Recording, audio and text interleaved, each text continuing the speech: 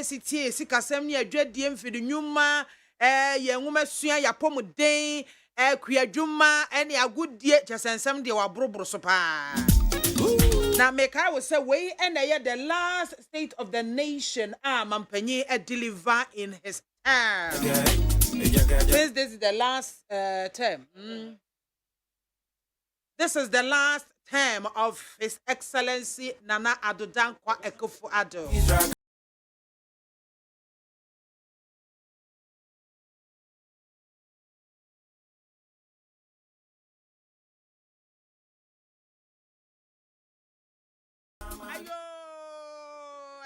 Me say, baby, I'm in the mama baby Sihano. And yes, because I say I last one. I last one when Parliament is dissolving.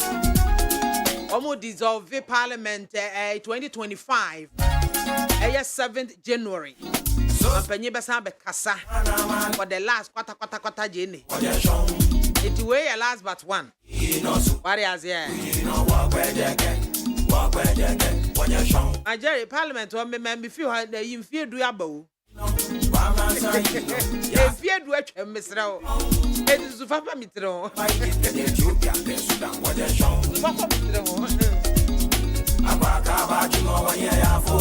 for your Danyamia say one pempensio diabedro. Ebiametaka say new automatic so da sorry. It is a woodana de patchon. That's all one who did to make a count one. Hey, Adumarakwa is the greatest miracle of all time. It is every Biadia Sadamania man. Adia Bakwe say, who ever nipa hone say, Nipa Bia opinion for me ever wo. What I say? Nemo no Adia Bakwe here pan say, saying a one casan unimu efa. Said you wunimu efano, and none adia here. Because wherever you find yourself, no nipa bebre opinions. One more kasa afome about you. Obi honoma oshia wono on kasa onhoda and so what Jenny say nipa sumesi ameshia ni say not here. Ebi so now ye quite opposite. Enti dia meka dia show nkran ni say said ye wo hu ho fa no. Eno ne ade a ehia enhwe ne nipa edwene fa ho na wo mo ka fa ho. What is here? Eno na na wie dey to ikoto dwam. Make peace with the fact that people hold different versions of you in their mind. Ultimately, who you know yourself to be is what matters the most. What is here? I said you won't need more fun. And a man I do be Jenny Ewan Hono and Sassa de Ocity. There be Oswa Crow Mudi Musadia Wotiano Kramusa. I was here for and Shaka see and call Mamma Sami of Fa. Honorable Boachi Ejakon. Honorable Boachi Ejakon and Nura a reagade one tia sempa. One tia some debt. And the saying on one Casani Nua Bema, a Yenny Nua Penny, Yao, Chiramatin Ejakon. But Danny Ben Comoso, Ewokumasia, Yara Husem Yepa. Yes, so trading upon young coupons on funny crane, see ye. Uncle Daddy. I mean, Makasa, this 2024 Afi. 2024 is pregnant with a lot of things, with a lot of issues. 2024. Muma yenni na ho. Muma yenhwe sa afi yie. No bia me na ni nkuna pomuden ho. Because the least mistake I obey no. Ube chese ebe twon. The least mistake I obey no ebe twon. Dr. Shadrach Ajete Sowa, baby awo bia mema good afternoon. Any Auntie Marian o Okanshi, Chase Glory, baby amu bia good afternoon. I was live on Facebook and Needs 100.9 FM live. Okay, YouTube Despite Media. Your WhatsApp line also your jemu at Hono Mwatch. So bet me a message or comment. What they are for how is 0503721744. Wait me the message be so after Facebook live. Back can come at the amount and I bet me so they are for WhatsApp. So in I back can come at the amount. Production team, Jordan, me Adomak Jero Saji, my free ma, Nana Safo. One a year, Womo Michidom. I'm mede me man ti dwumadi abrewo edin ede MAAME BIAMAH AKWAFO ena me di dwumadi ho kyem fi sabre ko sise no 9 bebo breko state of the nation no Sona no agibre pi nanso amane ne amamre wose ho wose ye ne ye beye abosiafo abo no 9 so a ola Michael Babaji adwa no na pamfo mba betena se oma agege ntata de akofie na me bisa se Sona no wo ede na ate me say state of the nation address na mampanyi komaye awie ya no wo den na wote agwa mampanyi ekasa from before 12 na mampanyi sha ase so okasa owie ye chese aka akram na 2 abo na mampanyi wie for 140 something na mampanyi kasa wie it over 1 hour a mampanyi edi akasa no edie ben na wo a wote menka edie na wote sama panyika ever state of the nation ho ene ye nhye yemfa nse me mantie enti wo na ate ye enti bomu 0302243540 0302243540 state of the nation no edie nsempo na mampanyika ya eto wasum eto wakoma so. Okay, 0302243540. Hello, good afternoon. Hello, good afternoon. Pacho dini baby afrefi. Hello. Yeah, we tie wo. Udini baby afrefi Fifi. Yo, Fifi Madina bibi abako de. Oh, boko mi na kumtire. Na domara kwa yenko. Oh, Pacho. Me Pacho. Ubetimi aka kire wo papa se oyenim guasini no matter what. Untimi nka nkire wo gya a wawo. Ese oyenim guasini. Aka mpese wo mampanyi. Ah? O wabusua ma na wo yobusua ni aka bebi wano aka sa asem ya kire no. Ah, e de be kra no. Hello, good afternoon. Hello, good afternoon. Okay, 0302243540. Hello, good afternoon. Hello. Hello. Good afternoon, Ajanimo. I'm talking atum. Aha, yanko. Yo, mawajuma nevi. Mitaka dia mencha onabo Fatimatu. And information minister. Dia mi kan nyina ne say am say na me dia ade ba kwa o kan ya me dey security one asem no. What I say the way o kan security one asem na me dey pa because na o men ye bambo ehia ye pa because the cost of Africa no ehia bambo ke tie pa say na le say unu say melio say ye some for bi wa so ndem ya ko tutu akun o mu ni ade. And you know, your bamboo no can't watch them. Or more boy and ben ye pa. Because I tampering in Namwa or more some year any paponi. And you can't keep you watch them. And the papa. That's say. That's say. Hello, good afternoon. Mama. Yes. Mamma can't so man can you, Mamma, what do you say? Why? Mo. If you ain't got. Mama. Me na otimiku. President can only mushu. My poverty. My way, my only mushu. Mamma no him. The person on the mama time. No, or you 5 figure, or 2 my year. Or 2 years, you man, and Dano Metro. 50,000. 5 people, 50,000. In your 5 cities. Mama, but the mama on the boy in your farm for one.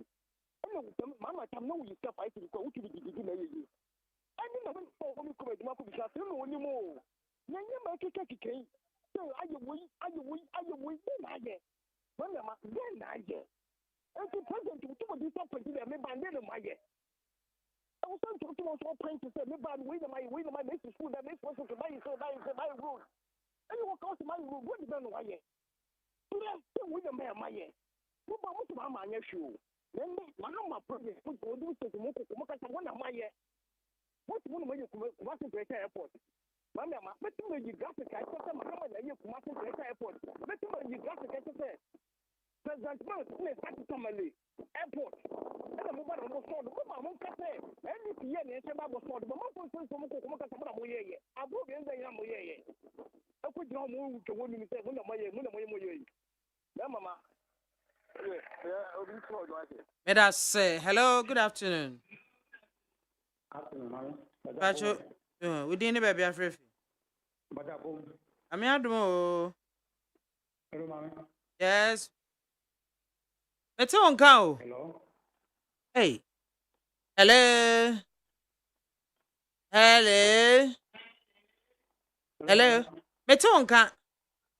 Hello. Oh. Nipanent. Hello. Hello. Yay. Check it. Check it.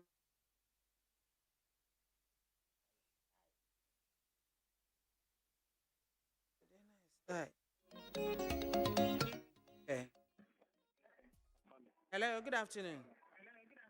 Good afternoon. Pacho didn't baby afraid. I'm BIAMAH.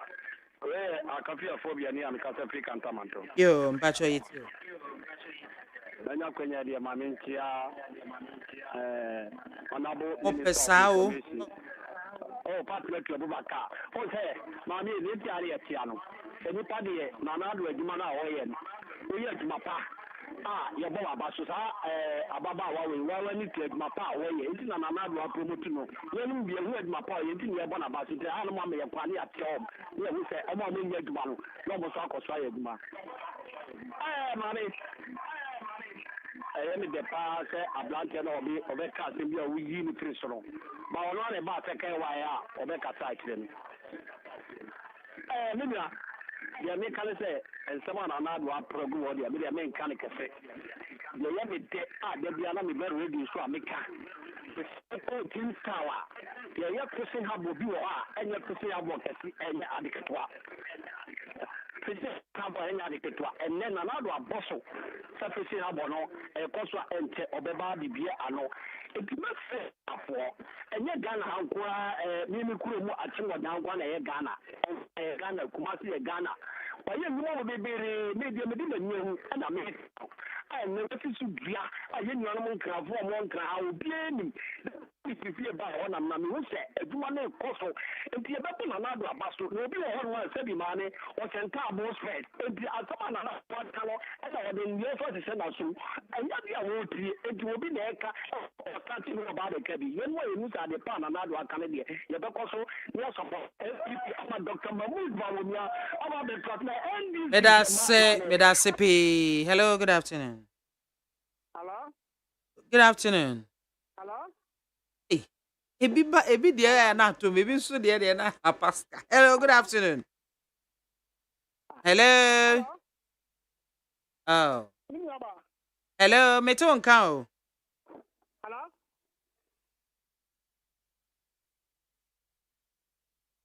Hello, good afternoon. Hello. Good afternoon. Oh.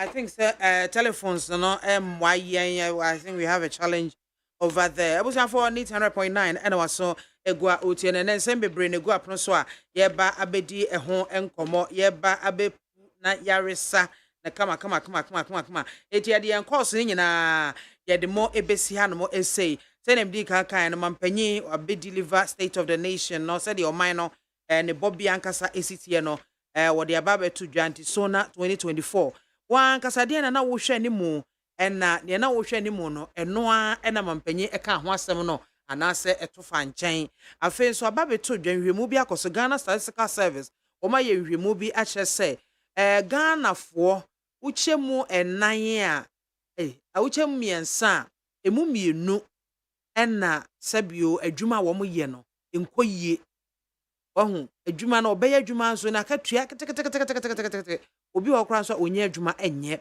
eno eda nchen so a EduWatch Africa Education Watch wo mo kire se Free Senior High School dwumadi eba ye no adesua for 5.7 million ena enya eso emfaso NDC amayoko no womo ensankaye mu a womo kan samama togana for akoma so se ne ebeye a wom beto aba e de amo 2024 no wom se ba ko eka ho wuyi 24-hour economy no eti nchen a wom kire se wom create Wi-Fi zones ewo yen suapon na afenso no ento asosu komichete shiri na second cycle institutions no emu nti ebe we ne nsema ena wie ye ba besi ni nyina akoso na yadomu asuko apense mu ebanyufo ena wie me ne won besi nkonwa ye Godwin Mahama ofri NDC amayoko no mo ena nananto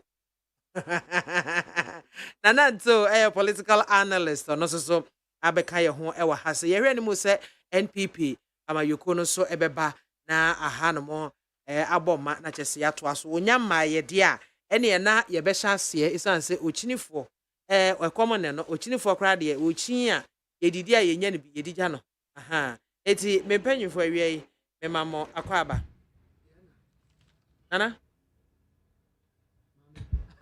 ade has a review who be say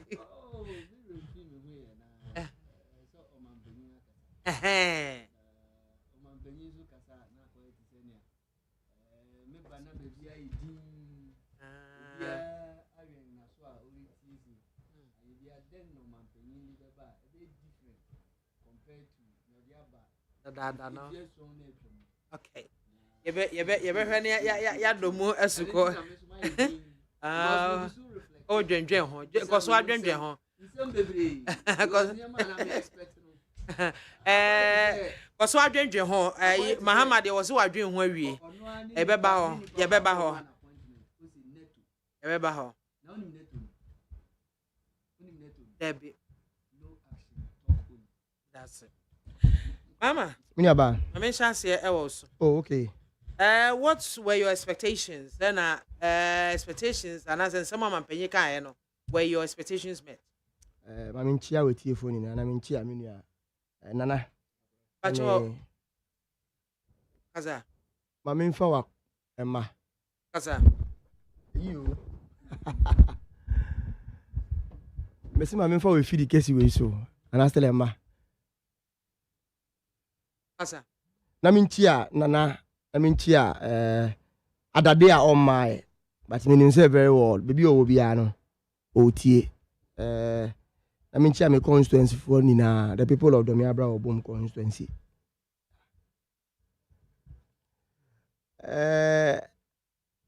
my sister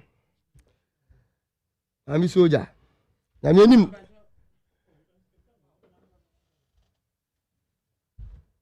Mami enim ni kware say oka kire me say and I obisa me say did the president's speech meet my expectation my response na no.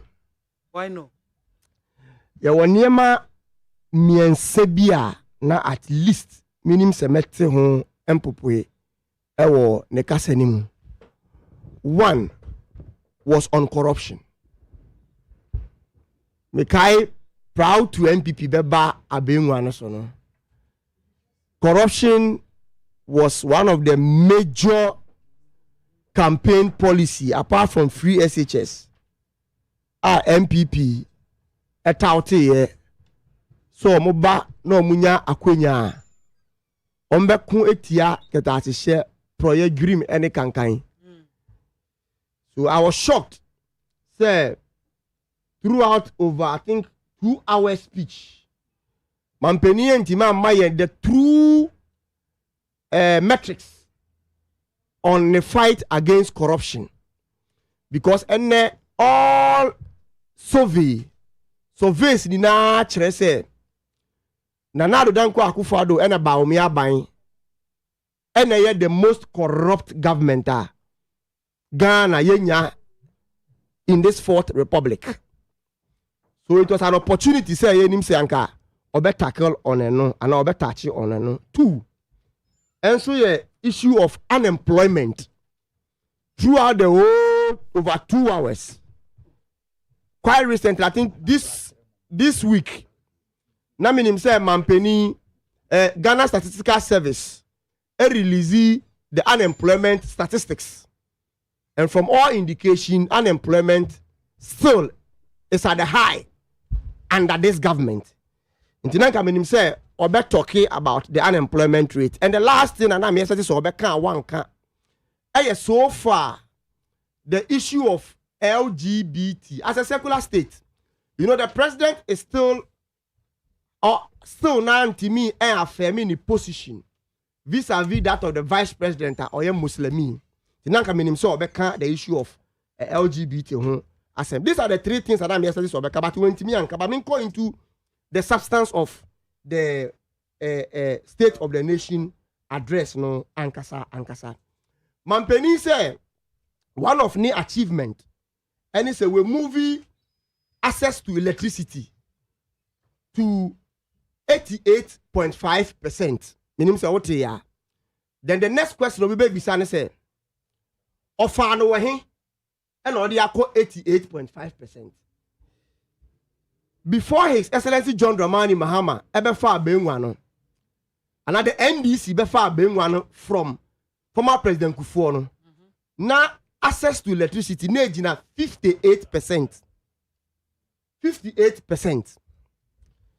After 8 years, now you're moving from 58% to 83.4% before we left power. Until now we're moving from please, Missy. Missy, where I tried knowledge. Before NDC left power, Missy access to electricity. Now you're 83, go online. Now you're 83, Missy go online. Oh, this thing, you keep repeating this. You see, you said Ghana electricity cover was 80. Yes. No, Missy, you fear being one so now access to electricity. Now you're 83.4%.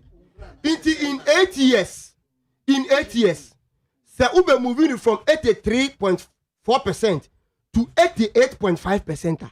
You have added less than 6% to it. This cannot be an achievement compared to Abaya Ofano 58%, Ojano 83.4%. An addition of about 30%. So it cannot be true. The next issue in so can I repeat Doomso.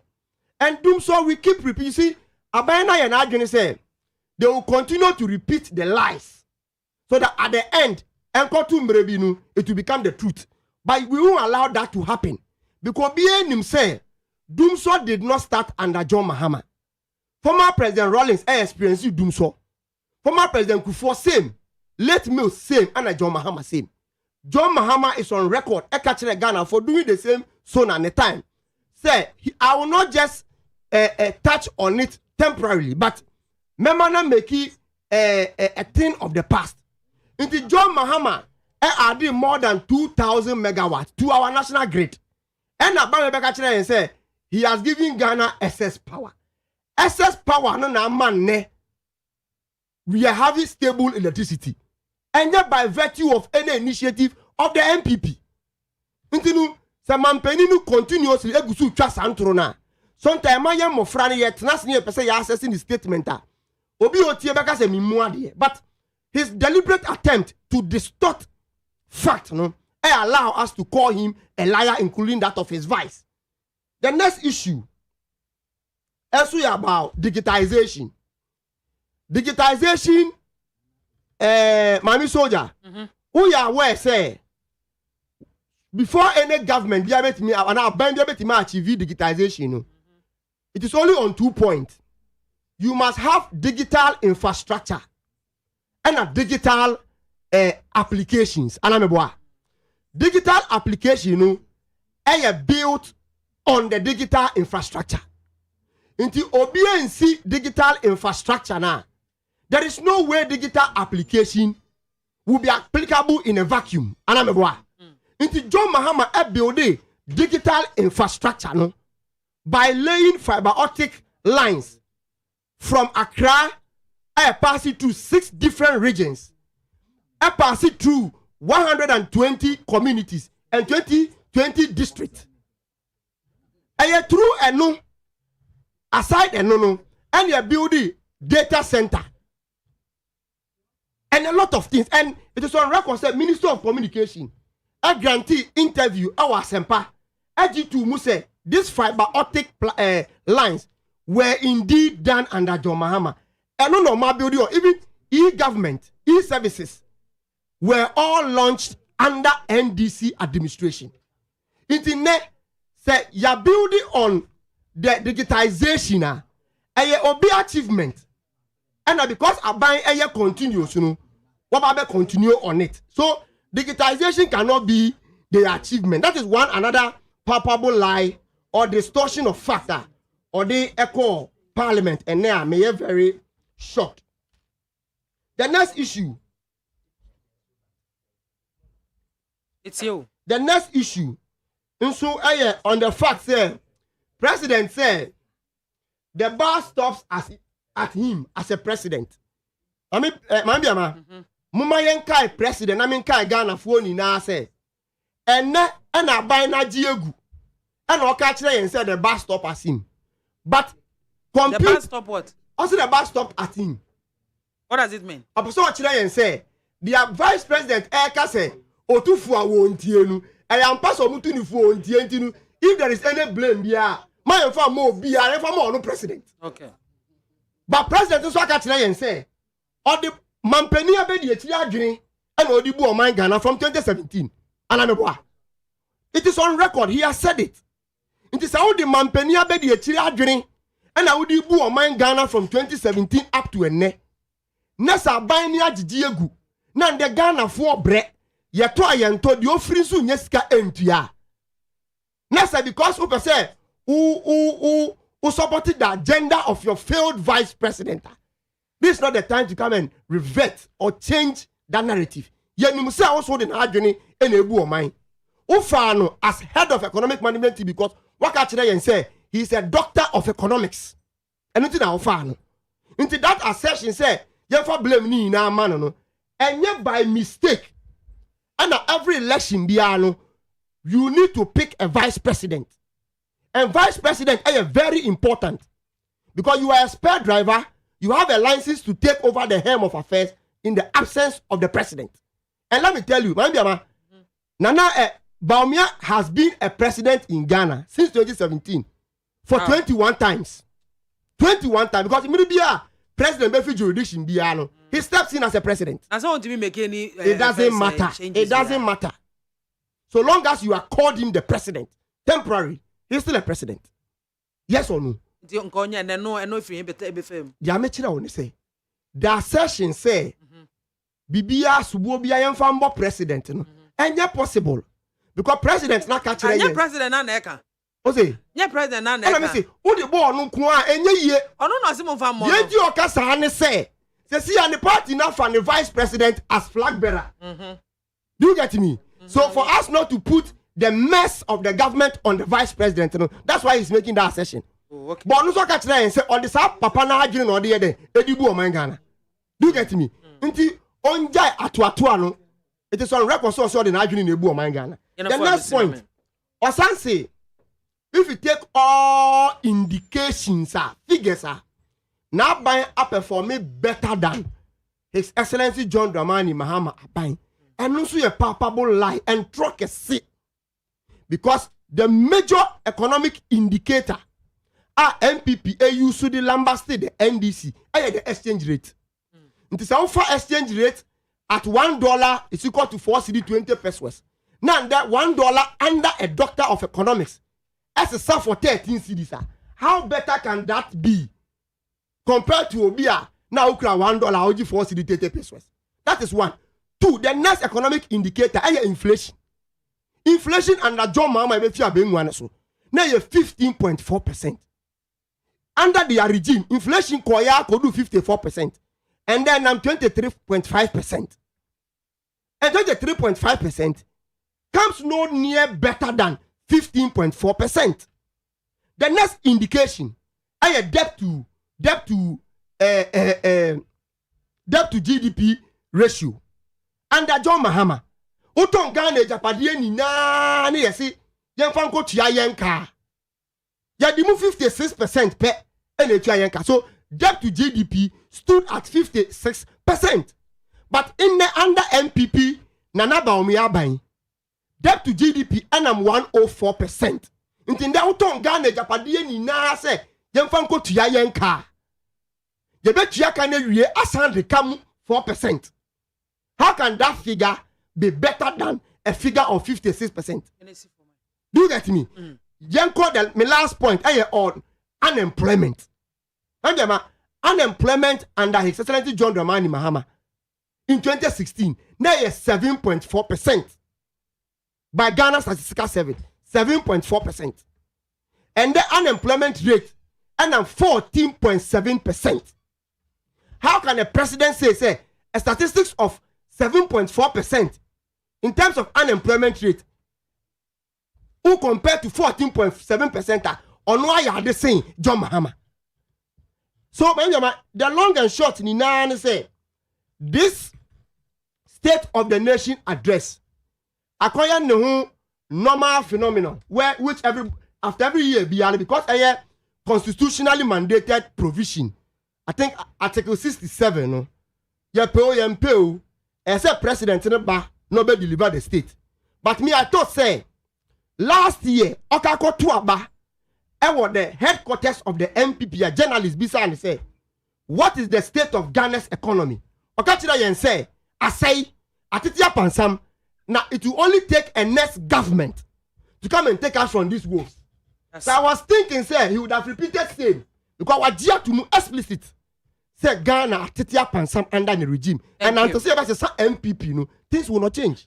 Meda sipi abusiafo ni 100.9 and our so egua otie no nyame ya doma NPP womo anemusini NS nana osei adade kwame osei adade wababeka ye ho e wa hase adade memo akwaba enua bibi aboko de erade adom wama edapa ababeto yen. Okay, yenko State of the Nation address your expectations if they were etiefo na mama etiefo aha aka kire wom se yen nyina ye wa ha na mesre etiefo Bible kan asem bi se uti nyankopon asem na wonsu koye den oye no sara ko hwehwem NDC ni churning out figure bia akohwehwem owura Mahama otime nchan yanya Mahama panino na me ka wa akire obi sa se de na me ka no me say owura Mahama panino enka nokore enti eno a no de tete ne nkwala nokore baako data ewo ECG for site se ya me ne wo kasai na me kokotwen ya na me de kire wo mu ana wo ka ho asem ewo say omu aye bibi mama bese owura na danko akufo ado say wo de free baby abedru 88 untumi nka se oboa data no wo online say amene wo kasa yi amede a kire obi ase ono beji akonwa no na wo 79 wa pagya mu from 79 to 88 point something. What say won tiasia? Mimi hu de ye onye biom. Nti NDC for sana na watwini masama menka masem. Wo kasa na me wa ha. Ma menka masem. Me unim said de menka masem. Ma menka masem. Wo hekel me pe usu nya kwan kasa. The point I am making here is that say opeso kire say MPP for ebedi akonwa no. Nanado ye nya hwe obi ekura bia ase ni ho no mo a omuanya kane abeka ho every Mahama free so because there wo can say wo say wo bowa and I say data na ensa to kromo ewa website what you said is what I am correcting wo say Nanado de oka no enya nokre na momo de adru 85 point something na Nanado say o de call 88 and I make say won kan nokre ti say waja Mahama na osoma wo ha no. The point I am making is Papa no or no be yet obedi ni mampani or the ebi ababeka ho mo ayebi hwe Ghana for nyina nim say Mahama owura Mahama oye John Dramani Mahama oti akonwa so no maame se wuda sumu a wo na woti hoi se wo kane a wona wuti hoyi anya ndisi ni no beba be ka kire o say me solve dum so ansa na me kofie sese ya ye ka say ndisi fo ka kire Ghana for so man mo ayedi ama me wa ma me wuti hoyi ndisi ni no be ka kire o say ko odwom no de ama bo ayedi sabi omu yen no omu fa they should credit us with some thinking, some responsibility. Sure. Yeah, last week, and I know you can waha dem here. I'm say na me raise the issue about Ura Esla Owusu. I know can say. And this is for mobile bamuno, more fiber optics, more lay fiber lines. One one can say wa friend penny for.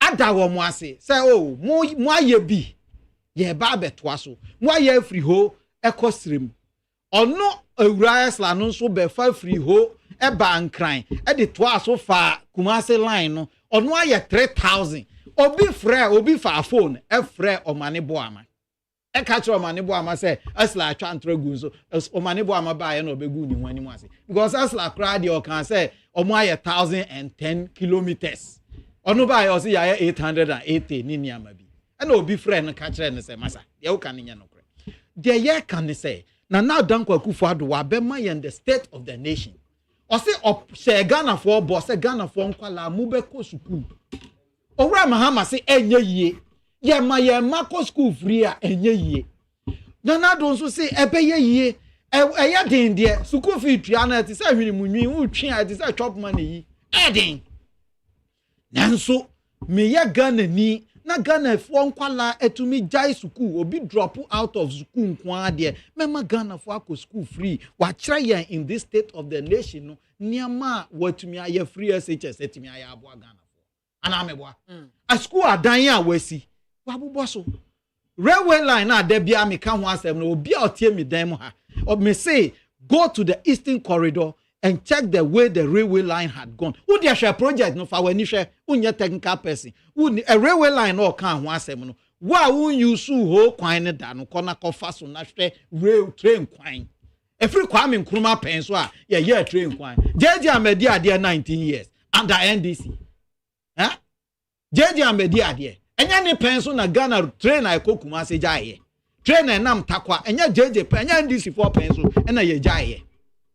Owura na Dankwa Akufo-Addo baye no o se mebo ho modin aye atamels bo modin de otimi yakodu anya de oyefa ensanwam called root tema na do 5 free tema adi ko eno ho asem na o kan wo Sona no those are the things I'm expecting say NDC for be kan ho asem say wo kan say railway line no kura wa anya anye akwan a o kan say maye no o say o kan ye me manya kwan ya ntie ni nya because na me wo meeting bi mu pa na oda me fra me nyina na me wo meeting bi mu but na me kan say ba bi o kan ya e so me dem ni say o say wa ba parliament akwan a ono aye ne penso no o de krata bre parliamentarians ono ne mpanimfo mahama ketwa mpanimfo egu parliament obi ama meka kire ne say kwan wei e wo book na me de share mu nsam wo parliament is a place of records obi ama meka say akwan ya e wo book yi mu no ma sorry aba akohwem na ba kokura wo mu a enye no kore. These are the things you should be discussing, but you want to trivialize the most important thing of this state.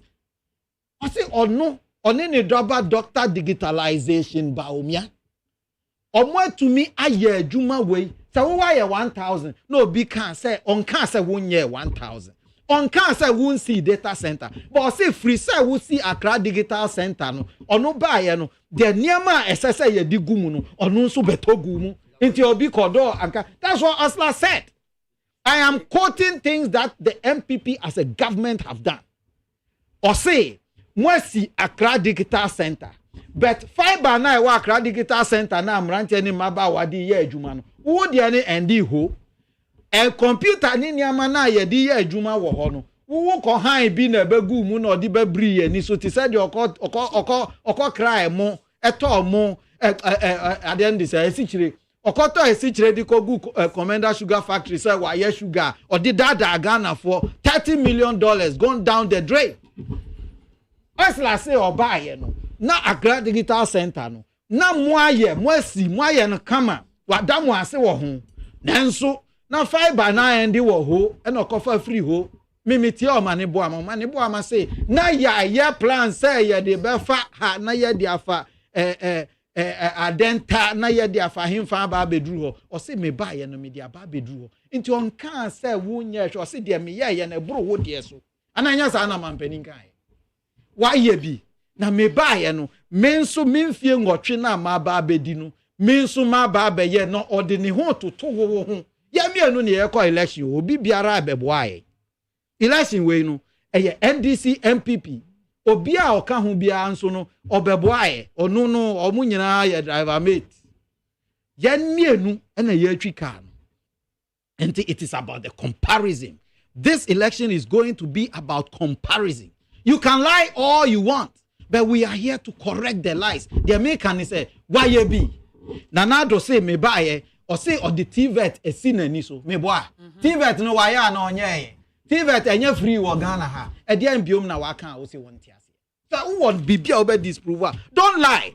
Talk to the facts. Niama nanado abobo so no. Me Miami highlights. Miami bibia e na medete ha. Say who wo bibia wo be kan say waye we data ni waye we data ni ti say dem me call ECG for website and me call train data from 20 what 2006 bepim 2021 2022 ni 2023 na eni ho but up to 2001 no ho data ni si ho kwana kohwe. Don't lie. Yes, why you be nyame nshira o say my ye chen okay me ye 100 we ye 1000 say who solve do so those things I don't want these people to say because me ye Ghana ni me ntu kwan na wo hoy opa on kan okro opa wonjai be wo krom ha na mahama free so say mahama be free so no now this was a problem campaign time now yeah light was a problem now Ejaku kept saying say ukania ni nsi so because mahama ni sika or the top fan wo edigu mfidie mu na ye nyina ye wo man yi mu na Ejaku ka asem we de bia MPP for buy na ye call Equatorial Guinea no bisa u papa mahama John Mahama no bisa no enyo no call Equatorial Guinea first. He went first to Equatorial Guinea. So okoto gas abreye. Gas no okoto buy no. Or gas 1.5 billion or the bread Ghana 2.5 billion or the 1 billion dollars. Atuso na yen nanado call yen no call raise. All I am saying is you are claiming say you have solved doom so. Nanado say me nanado my baba making sure say me penso no ukania ni so. You see boy.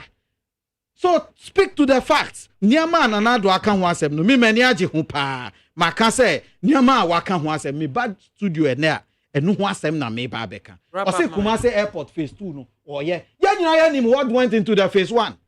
Who call Kumasi during the phase 1. Phase 1 me use Kumasi. I worked in Kumasi for 3 years. Every week me back up. Because na me juma wo. Me go through Kumasi a yesi ye wi a ya spend 26 is it 29.6 or 26.9 million dollars? I had here Kumasi. The difference are mimi who ye. Say ya an international airport. Say they no kra go philosophy ko achi ani mu ase. Difference are mimi ko hu ye ba kotoka ha besisa won form na wo be kwa ama ne a wo feel no. E na wo ba wo feel no. Ye besisa bi wo kotoka ko good table so wo ho. Number 1, number 2 change ami hu ye light I work from ye. Number 3 change ami hu ye sa tent na nkrofo body program na uko action ABC ho tent white kese no na ba akusi chire ho visitors Cottenham it cost us 20 other I forgotten won't forgive me amount in there but over $20 million went into that project kosha de ye ni sesi ane keke mami obi a wo Kumasi bia wotie mi bia frɛ ya ye kwan no ya si adan no sa ejuma no any paper na obesisa wo kotoka ko gu ho any light na o ye no runway ni so no any sa tent na o di ko si ho no $29 million so say $26 million say no ene sa Kumasi for no mo ho no media dance here I want Ghanaians to fact check because media mama numbers here are to gumui I have just proven to you from ECG website say nya no that's it.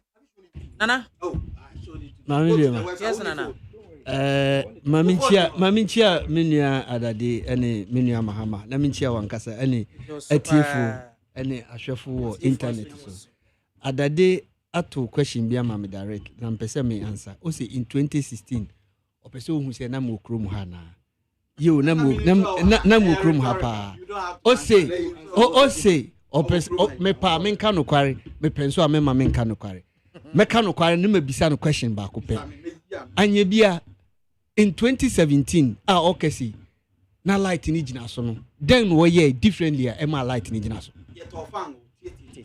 the problem was motor fan gugu dem na generators no nya fan hina no dey buy na motor fan gugu the generator I want them akufo na dey buy generator look I can give you a history on car power and the mema oni nyina o dey wie mema oni nyina o dey edru me so a mema say me san ma trato na mema Ghana for there ye nyina ye je to mu say governance is a continuous process but yenga ye ma yen governance in this country no akodan say de bia no hina no ye we ansana me so me beto ya so say ye ne sa na Ghana na yesi ya hwehwe no yerinya mami in 2016 ne wo krom ha light off na work doom so 2016 na bi ni hu by close of 2015 now measures have been put into place ema usha doom so na 2014 2015 year one 2016 ya experience because ya to aba nyina no power gina so saa na de to aba wie edidi bronya enti aya na se menu anu mo kese wo buy no be solve we ya I ask myself then wo buy no be solve we because wo buy in 2017 ye hu se pokwase interchange na wo so worry ye no enu nti no move plant any transformers bi esisi ho akoba bi ema light off kakra buy ye ko bisa no we say enu ye dum asiesie nti sometimes no say aya na wo kese na light off ni buy na no be so ano eno wo ye bribia I don't get it she president Kasano o say nkania no wa extend it to nkurasi to a tune of about 82.6%. 88, fine. But in the document, 82. Such as saying, in the Debbie, somebody's research. Now, all research now, they buy ECG. Now, research. And your research. We are doing UCG. We are doing UCG. Obia to me call internet. So, the figures are all the division. South I say, it is what the trouble na yen kasem. But in any case, say why extend the electricity akun crashing fantastic. Yen be say who say we extend the coin no. Nkania no gusu gina so say na gina ya na. Me no kasai. I don't know if there's load shedding or not because say utiwa etorebia na nkania ko off. Ebi o ha area mi wom almost every night be a power no ko low inti se wo freezer e se odum no inti in all these things ni bisa won say megawatts ahe na o de kan ho a ebe man kane na agina so say e pese ye kankane conversation a long issue on its own inti no say president abekasa na say ye pese ye yi one or two bi film a ye nhwe na ebe yi film me president kasa okokasa bebre nyina no ati ba kupe na mi bisa me hu sei until with all this long talk over 2 hours talking who should was sitting them and wa braboma how do you see it as we speak legacy bank legacy bank na omampanyin president Akufo-Addo obeja dia to hosi nchiri ma me buy na mbedi president for 8 years no ade a me dija am na nuni dem pa free senior high school. Fantastic. Free senior high school. Emuti saying. Emuti deng. Free senior high school no uwia. Deng. Ene fi mu ba. Yati krom ha. Beginning of last year, our university students. Okay say do na obeyi wongadi because one grade awadi ba on e good o. But when do university no woncha. Why do university in one chat? Because one GPA and co baby SSL. Enti bisa who say after making the noise free SHS, obian come free. No bian we free. No bian pass free. Now we are where university free. Who remu we are then product in Efimuba. They say obi oha we university. Okay so onshore an application letter kra na dan ntokwa. Okay so onshore myself kra na dan ntokwa. Is that the quality of education or no as a president? Emiri bi otwa mu no okoya na. Wonga education na etruka. Batuko kan. Obeka say hey, adenti na wokasa bebri. But one mere so no na education no enye truka te se nea etifa. Sanka ye truka nka ne onjina ho nka brofo arish bebri. Bisa won say mofra no wo ka brofo a etwoden. So just say enti yem bibia ye bia no akodan te se inferior abem. Bibia kwaye ya dialogue to niama bebre simply because ya pese ye nyane dodo. Nsema president beka bebre nyina echi wie no. Yem bi se ehu si. Eka ye den no kafa. Oti so ka bibi fa. And the meeting. Oh yeah, maybe sir, na me frame penyin bia bi say, how did you see the statement? O say no share cartoons.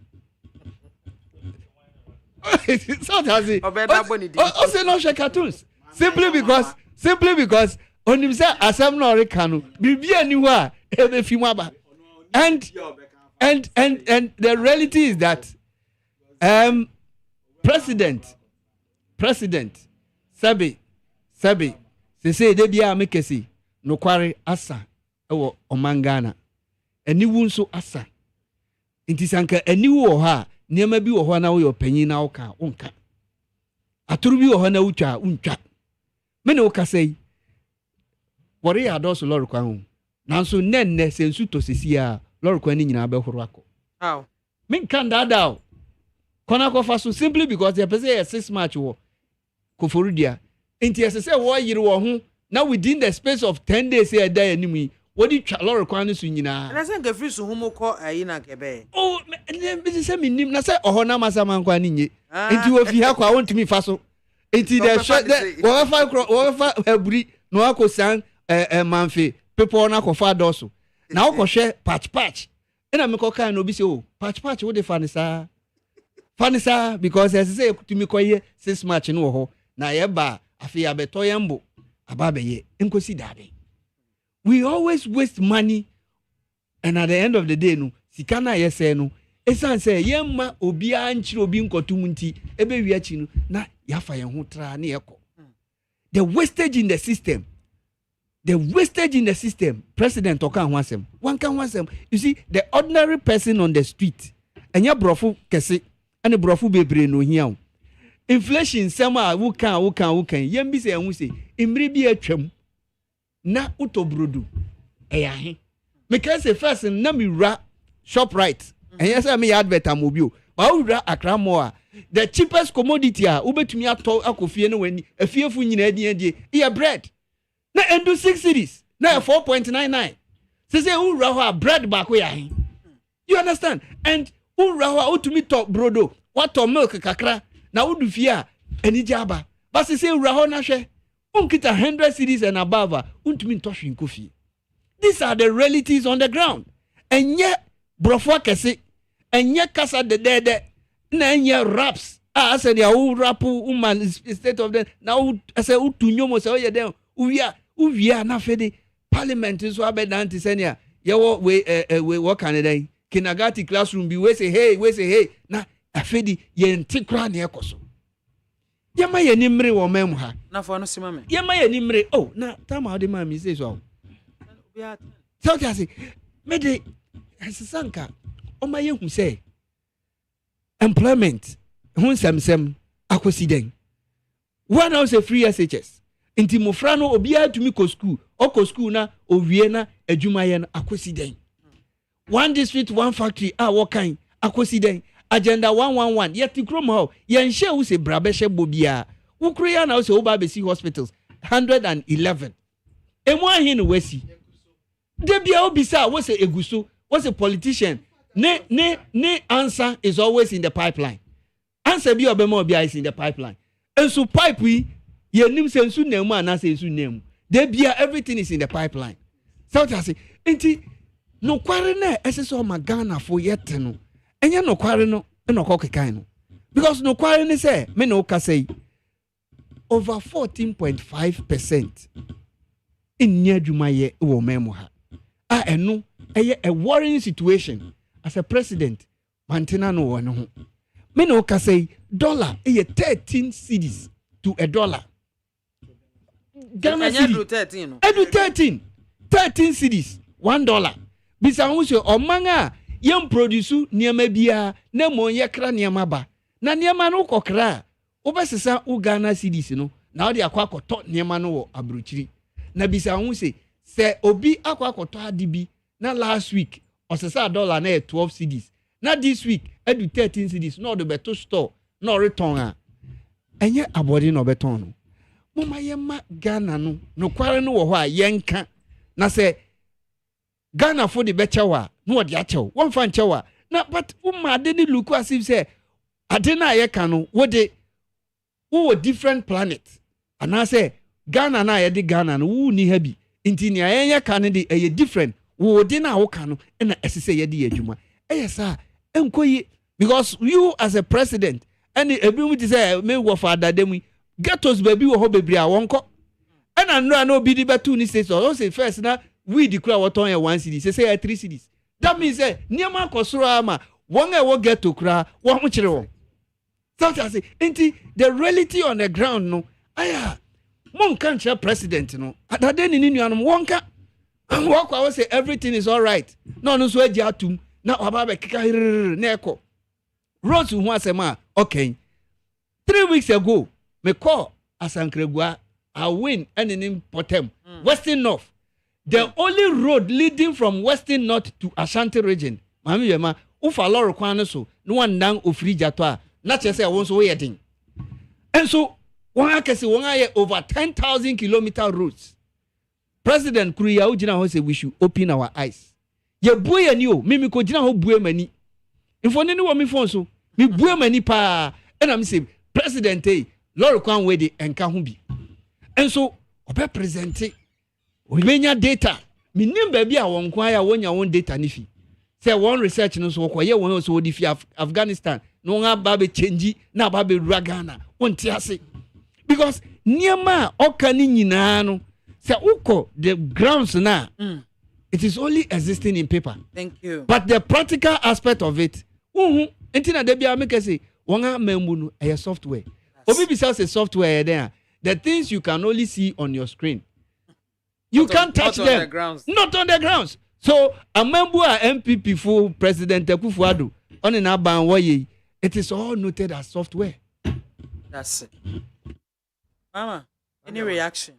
You see, sometimes okasana oko panelists ain't like one year na so ain't very painful. The impulse of my message in the say onakasa si wentie president. I didn't say that. Oh, you said you didn't say this meeting. Okay. But Ote said president say all the indicators within his government and they are far better than indicators under John Mahama. Please. On those premise. And now may compare electricity access coverage of the time and the John Mahama time. Mikita, a document here published by Center for Global Development. Issue in 2017. Electricity situation in Ghana, challenges and opportunities. Oko page 7. Specifically page 7. Mamin kind this portion entry. Also recent electricity access review have put access rate at 80.54% in 2015, 82.5% in 2016, into bracket Ministry of Power in 2016. So figure ye jaye 82.5%, not the 79 at they can was but even Mami used to adade figure 79 and find simple analysis. Obi piki electricity carriage from 58. I could do 79%. Mami wa added 21% access to rate. Or put wrongly. What did you see? data I showed you. Nana, what you saying? It's Nana, what you our saying? data. Me say. Nana, oh, Can data be Nana saw the data. Me can't. Me no, Where can data be? It's a lie. Oh, I say 58. When Nana you saw from And that day, oh, we are educating people. You are lying to the people. Usi Kufoja na hin yenti o jan saying. Come into. Count there. There were. No, we want to do simple analysis. No, calculation. Why am I? No, I'm saving my time for you. Catch them here. Oh, maybe the account there. No, if you are here, we may not because you see, Don't worry. Say yours. No, you see, you said and I said it's a lie. I'm after I dance here. I dance here. And not say saying. How can you tell somebody so I'm right? You don't have He took it from 70 point something and then you're 70 point something. Now you're say 58. Let me see 70. I am opening. Muhammad took it from 70 point I think 2. And Ojao 79. And then Akufo-Addo took it from 80 to 86. In the space of 4 years. Not from 70 to 79. Not a space of 8 years from 80 to 86.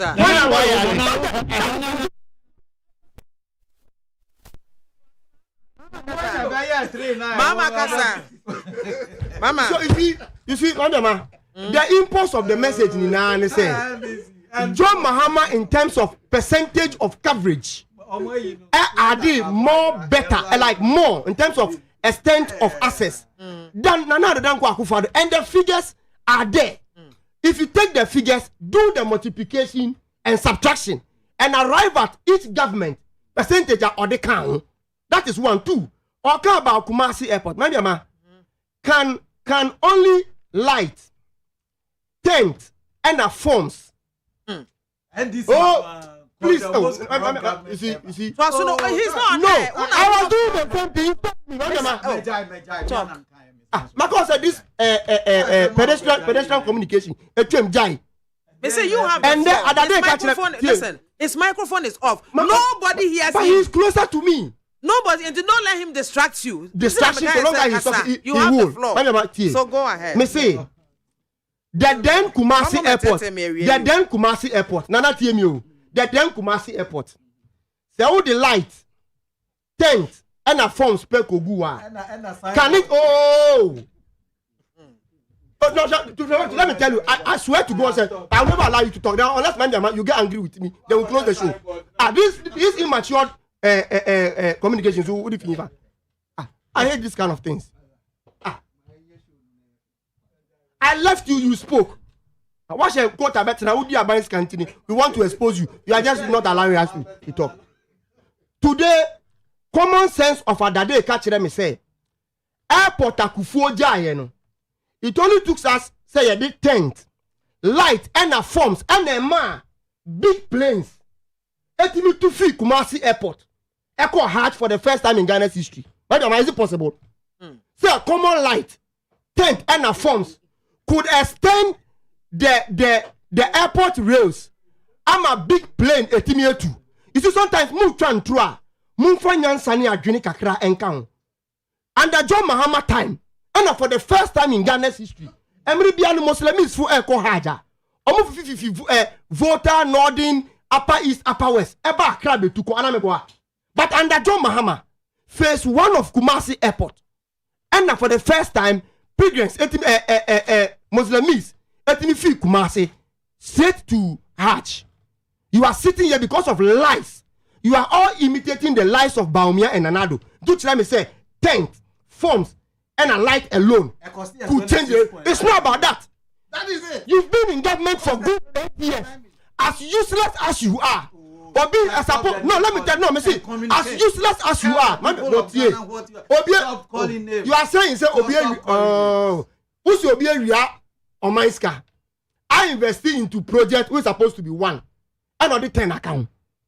What are you supposed to do as a good government? But because of your uselessness, you have left the person. What better radio air can was? My last point, it's on the railways issue Adadeka. And me wa railway company website. And this is what I have there. And let me read. November 28, 2016.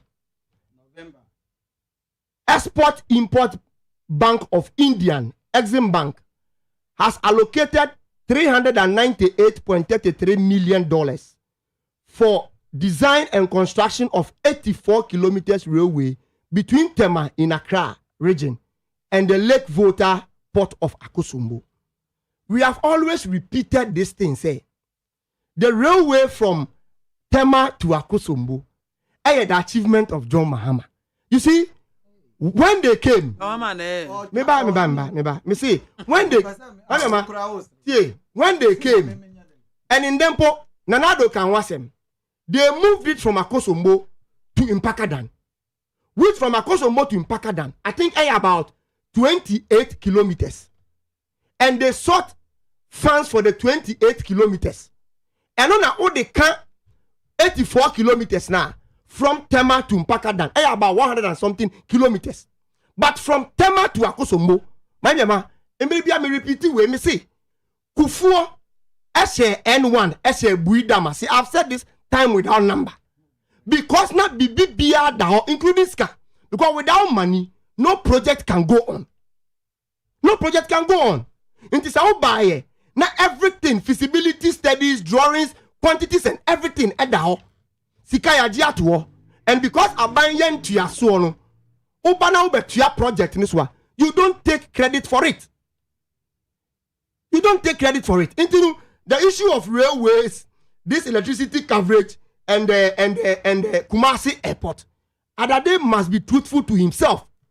Because the railway from Tema to Akosombo, an initiative for John Mahama.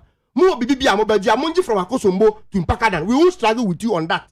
The second point is that President Etran say access to electricity, he has done better to John Mahama than John Mahama. And also, percentage wise, John Mahama a movie electricity coverage more than the Omo movie in 8 years. John Mahama was a president for 4 years, 6 months.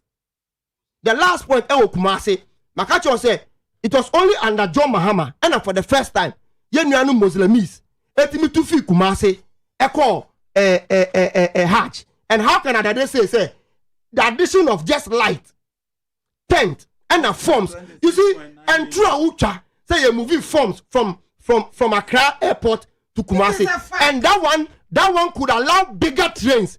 Why the trains moved on the forms? Sorry, the planes no moving on the forms. But that's it. Planes no forms Thank you. So this kind of lies, Adade, you better stop it. You better stop it. Adade, Mami, you have any more reactions? Wadaroma me reacted to Nyama Okekano. Ghana for himself. Okay. Me say Kumasi. How's one react? I'm not reacting to him. I'm coming to make my own point. Okay. I'm not interested in his issues. But me, the minimum say, and at the fact, no say. As at the time, Mahama eba be free abam.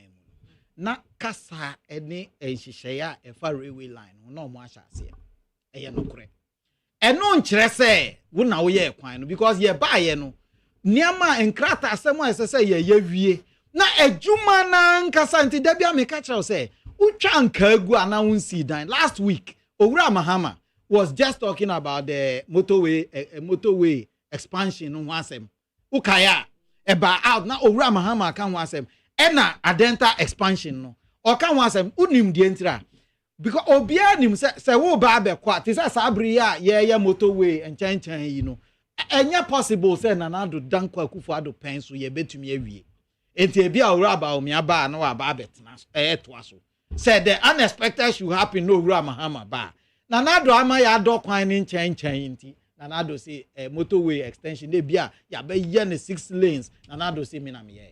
It's exactly what the NDC is. That's it. Into the American say, Tema, a copy in Pakadan. All happened. Then, almost a mature date, November 28th, November 2016. Now, you got to abana no more cansikano wasem. You got to abana ulusu ye na ukoye. Why never we a jumano? And why na kodi sikano baye? And even the extension, eto aso no na na do ankasa no kopa ni sika still you are claiming say na say oba ye na wanko di sika na chi a adwuma na anka ye tumi ye na na do tumi nya sika because in 2016 ayewura 2017 na omamu ha se yakwa ko bobu sia ye credible enunti and mama kasavie I don't know mama kasavie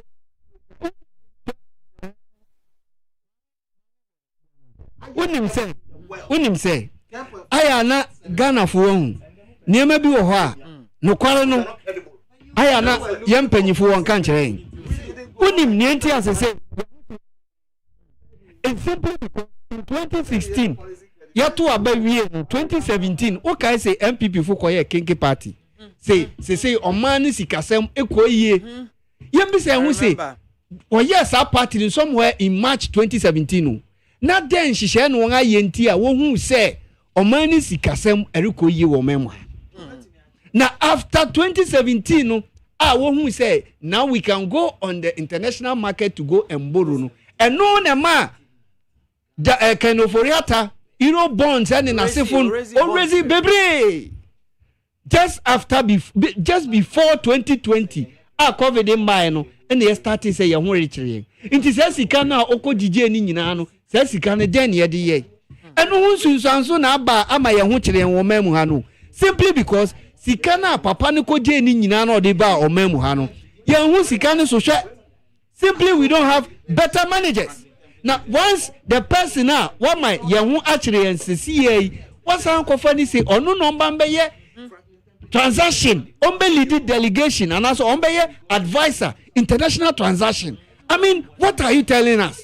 And also man penny kufo sorry kufo do only Ghana for one. How can you tell us nipa na what the sika bebre afa ni sase na niama enkoye no what's uncle catch say beginechi ho.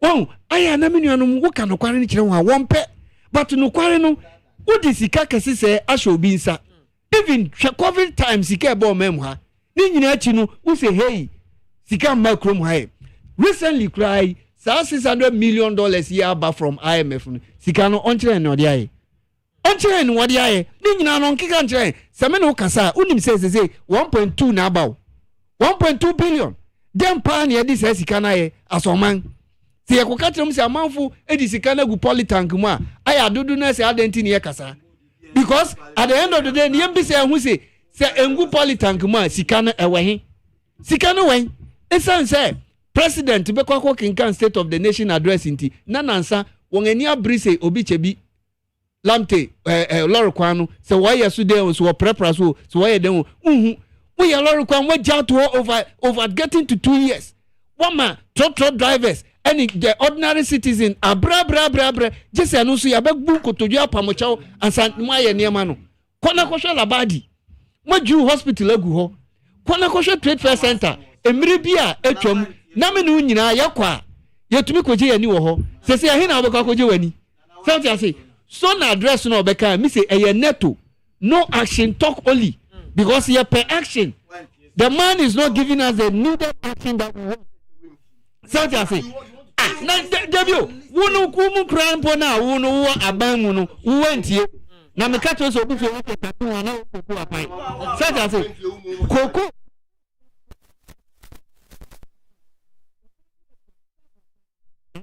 ana de tama president iso no say na koku etumi tua ni school fees anamwa enamri mu hina no betumi akase otitu koku no dia kotua school fees ebi nsibiom simply because ya hwe na ye ne manyina asese a whole finance minister 57 years ni a wodi ni si ade so me hu or daily graphic and I say any of the newspaper say a government institution what the one financial statement to grandpa mami ya ba hu say emiri bi atwam wo hwe daily graphic mu a e bi akoko board wo be hwe institution we no statement no wodi aba hu bi 7 years ni me hu bi ye ebe wiati no na ye beti a yet no public accounts committee o ma ye wom na no kware ahwere yen say aden ya nti boni benkwa na ye say yenko gina wiam ntu abama MPP Dr. Baumiane Akufo-Addo na won betete yen say se wo behwe mabu na ani nam nyina wo bete gone too soon 35 39 simply because of pressure. And it is the pressure.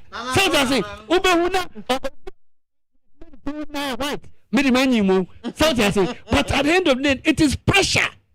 So I say, pressure na abe wiachi no wode akwahye in nua ye simply because aban onhwe ye ontumi managing resources ni na ankame hui no before oba be di ade no wo ma eti ase se o mamu hadi sika wa hawo na instance say ye need the better managers ni nti enu nti na ma ye ho akere yen na better managers na nuni better managers na say ya bobusi ama na kodu 725 billion better managers na fede ye buy ye say 500 until they and so they are happy say 500 na yakoje na say yan fan count dabi yakoje na say yan fan count 3 billion yen to me fan count and I know the ni can 500 dabi as last year beginning of last year na 525 until bisa hu say sika we nyina no afan hwe wastage e wo memu ha until president person tell say new Crawford they want to various institutions as he can dia koso nyina ohun nka ho hwe apa we the corruption no ko ni den enu ti na ama ni communicators ama ni echitafu ukasem bia na no person what challenge you simply because corruption sikan wenya bidi na ordinary person now ogina wiam to abama no den ena wasusu afa no ho hwe ba bia yemfu wala kodu sesei enchini first na me to me 50%. Sesei enchini 2 cities kura nim 5 cities. So I say Gary Olonka ahe. Say Gary Olonka and nam 30 cities. It say we a family of about 5 untumi to banchi 10 cities in form wo fufu ni. Aden o man ben de wo mu say o man mu hai bribia wo krom ha ukoka wo say hey keteke asem a okay keteke no ewen before be ba mu no na yetumi furu keteke from Amasama ebedu CMB Accra. Ema enukra no ema traffic ema Amasama ni pokwase sese sa keteke na ewe na wo ka wo se keteke ewo voter region nipa hin na fa voter region keteke kwan so sometimes no say ubisade a yehia no wo ba bia esese yehuna no akokotu ba bi foforo sa na Esla okoka chense se utu kwanko Abidjana wo osla na obonidin no otu kwanko Abidjan na se wo ye caller e cheaper. How many people do business in Abidjan compared to Togo, Benin? As de BIAMAH ko ho eben fitia ko Abidjan nipa hin e ko Abidjan iti ebenya be na so one more example bi a onim se nipa dodo na nko ho eye azam movement igwan wadi ti krom ha wonga chichiri nyama bi mini abiama obi nko bi that's abusiafo 800.9 ana waso ego a utie no na yenhwe messages kakra mode aba ewo yen WhatsApp no eso na fe yemonwura mu na yenhwe NDC promises Wi-Fi zones in all tertiary and second cycle institutions. Mama me the best say also na mamemfa messages no emra answer e dey na me free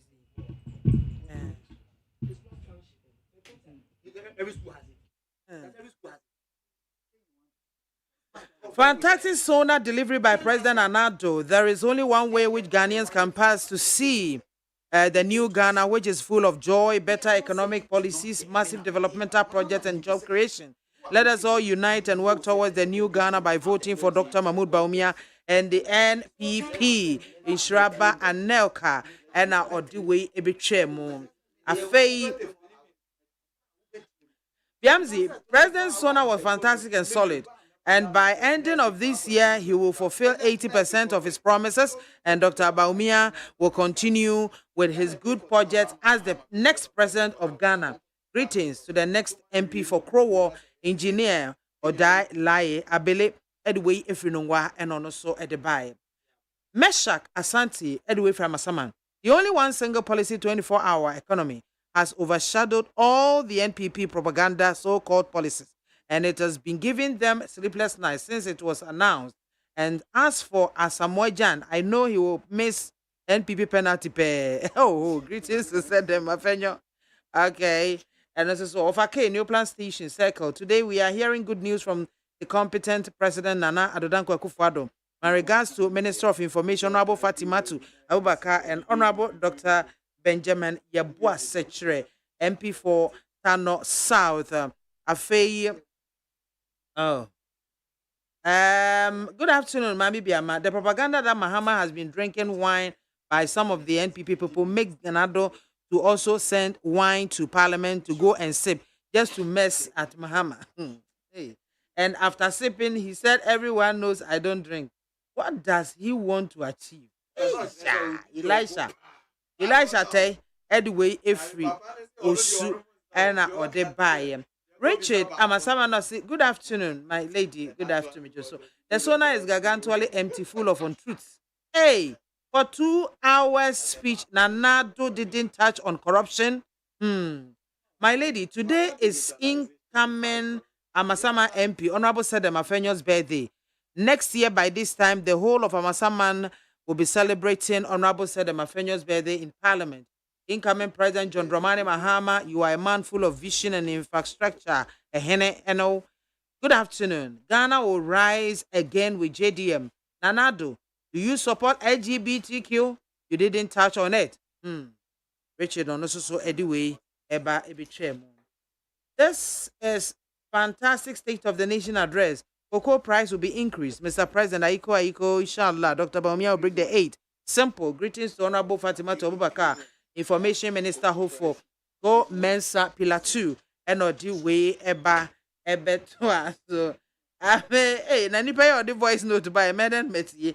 Hi BMZ. My appeal to the media is to compile all the Sona by the president from 2016 to 2024. Compare and contrast with their manifesto so that we, the ordinary Ghanaians, can make an informed decision come December 7 general election. Fellow Ghanaians, Ghana first. Michael, or the way Efri Ashalaja, Anna, or the Ebaye. BMZ, good afternoon. The president's Sona address is still that credibility is rightly said. Still, if the fundamentals are weak, the exchange rate will expose you. NPP have reached their heights and nothing more to offer. So vote massively for NDC JDM to rescue Ghana. I lie by a bar and also so do we about besos. My way, okay, my messages, okay, let me come here. The renowned statesman and economist, Mr. Kwame PNM, has said it all. Ghanaians have had a period of 4 years, nightmares encountered during former President Mohammed's regime, whereas Dr. Baumia's contributed visions as vice president has had a good impact in our nation building process. The economic era we are in now is a global battle that requires a strategic and skillful expertise. And the only person who can alleviate these challenges is no person than Dr. Mahmoud Baumia. Osai Kweku Edway for UK and also the buy. Pity brim. Abrowanko and also JM. Stop dreaming about something that is already existing. Nanado's government has already introduced free Wi-Fi and it's working. JM, is it that you are what at all have you left in the Jubilee House that you want to come back for? Wait at the gate. Dr. Mahmoud Baumia will bring it to you. Pity bram. Onoso brim. Onoso and no. Mama, na me say me shall say concerning the free Wi-Fi. Modia ba. Meaning some of the tertiary institutions, some were free Wi-Fi. Ni be amu use. I know of GIGI. Because course 2 years. Maybe there was Wi-Fi free there. How are you going to do it? How is it going to be? That was the school's intervention. Because that's where I also did my master's. Okay. Yes, in school intervention. You see, Aban eye entuaso, and the bottom line of Aban Bia say, Obama every sector would grow. You see, this Wi-Fi policy, when you're the first time John Mahama making that pronouncement, maybe this is the first time the media is paying attention to that proposal. Because I came with Yang 2020 manifesto here. Your title, Jobs and Prosperity for All, the People's Manifesto. So we read the portions related to education or promise free Wi-Fi for secondary schools and tertiary schools. So if this government has decided to take that initiative and start connecting schools with Wi-Fi, it doesn't stop the fact that because omun complete all schools near, it can be a promise again. What am I can say? Until the American say, so because the American say, Maye Okwanya Mao, then Mabana Maye half of the Kwanya. It doesn't mean the other party cannot say, Meba Maye Okwanya Mao. Because the road has not been completed. Okay. That is the fact. If not, Anka John Mahama will not say Oba all abandoned project Oba continue. It's not a promise. It's a promise. It's a promise. Intinu and Americano 2020 manifesto of the NDC. They promising free Wi-Fi for secondary schools and tertiary education schools. So if Abayano upon looking at young people's manifesto, I realize this is a good policy NDC propose here. No more shasia. What we are saying is that Metie leadership of Nat and Nagrat. One, some schools don't have. Most schools they are not connected to the internet. So it is not functioning. And this is trite knowledge. A fact. When you go online, you have it. Until because we have not put it in full operation. Na school be a no. And so be better me promise say when I come, I'll make sure all schools have it. Okay. Connect you to the Wi-Fi so that teaching and learning can be smooth. So that is basically the John Mahama. And to say that Americano, who call them People's Manifesto Numa, you launch it proud to 2020 election. When you first time at the NDC, about connecting schools to Wi-Fi.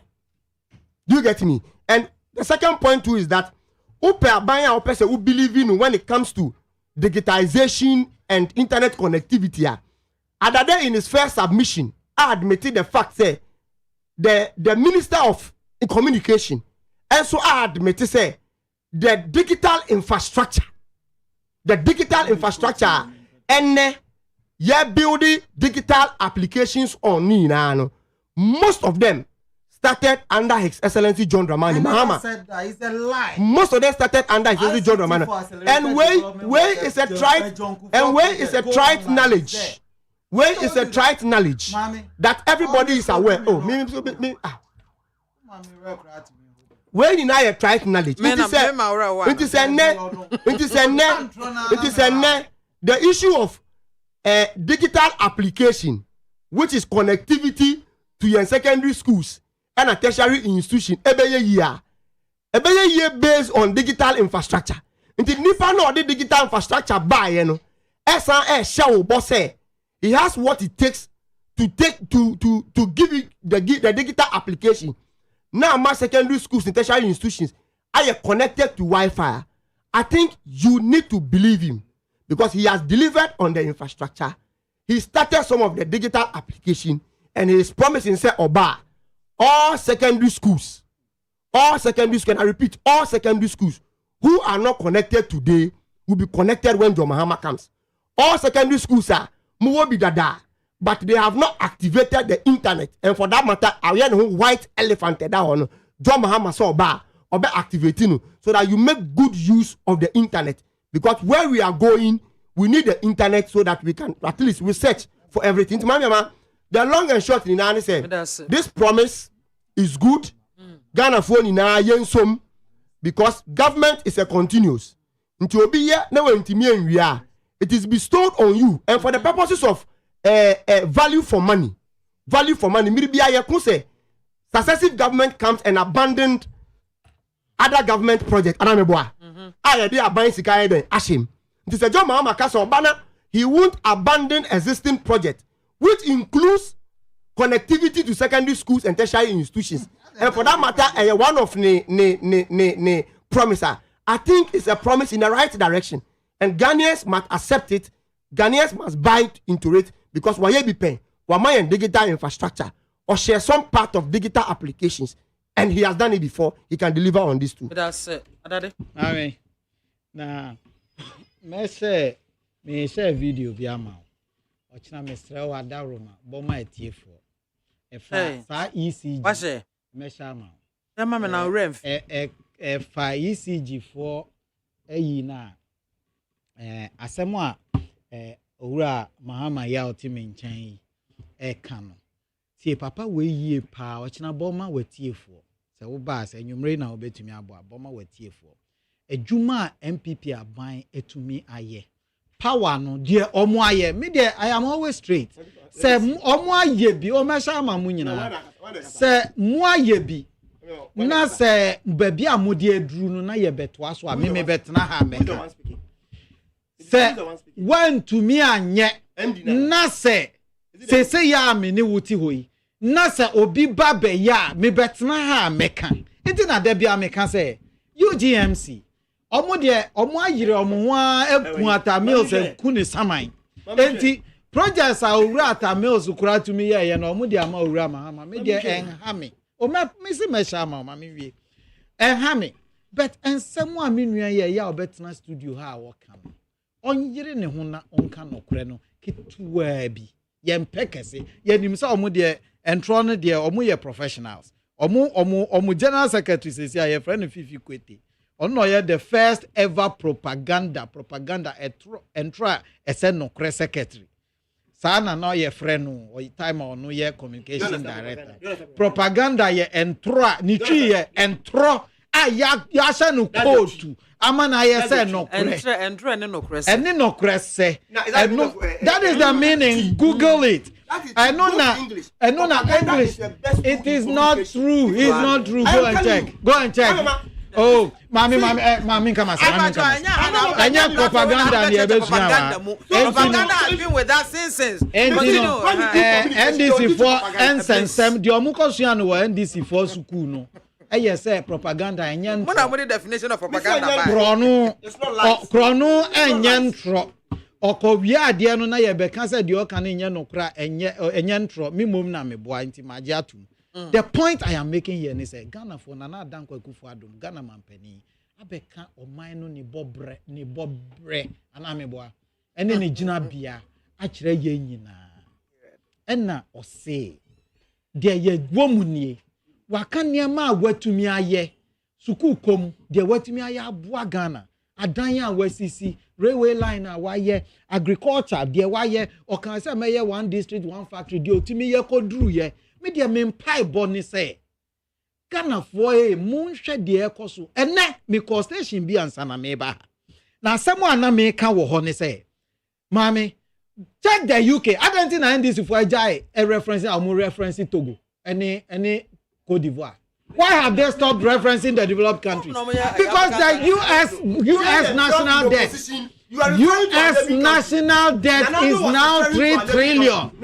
US national debt is now 3 trillion. The UK has moved from 1% inflation to 7% inflation, 700%. You are referring us to almost sorry. No money in Ivory Coast data no readily available. Now Ababe can say who called Cote d'Ivoire. Cote d'Ivoire or yes safer region. Cote d'Ivoire is nowhere near Ghana in terms of development projects and things that we have done. Mami, mini wuti has a siano. Yes, or no the oka ye na me be kan ho asem sesia. Owura Mahama say oba. Ghana for projector abanya edi kan atwam ababe ya omoagya no ho amoantumi anwie obeba abeye. Nada Roma. Yama no mfie 9 ne fan. Owura Akufo obekọ na o affordable housing and egu ho ana wo ye ho adwuma. Wantumi anwie. Odi duru sai odi bi kan ho. Ana oti bi free so. Dia toso mienu. Ya Owura Akufo ebekọ no na waya Ghana akwan the gang of 4 roads. Wa wie kwan na lolly enam so car nam so.